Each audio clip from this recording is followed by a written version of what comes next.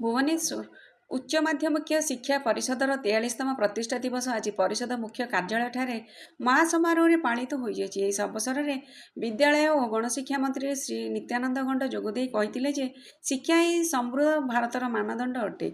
शिक्षा व्यक्तित्वर परिप्रकाश कर एक सुस्थ समाज गठन सहायक होता है। उच्च माध्यमिक शिक्षा परिषद दीर्घ 43 वर्षर यात्रा अतिक्रम कर छात्र छात्री भविष्य निर्माण में निरंतर सहभागी होइतिबार यार कर्मकर्ता को शुभेच्छा और शुभकामना जणाइथिले।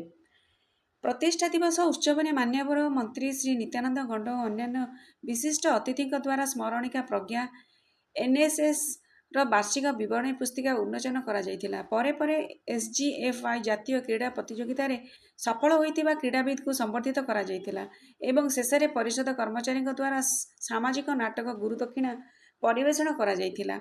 विद्यालय और गणशिक्षा विभाग अतिरिक्त सचिव श्रीमती शुभश्री नंद, बोर्ड ऑफ सेकेंडरी एजुकेशन रु श्री श्रीकांत तराई सम्मानित अतिथि भाव जोग देथिबा बेले परिषदर अध्यक्ष श्री मृणाल कांति दास स्वागत अभिभाषण प्रदान करथिले एवं सचिव श्रीमती सुब्रबाला बेहेरा कार्यक्रम परिचालना करथिले।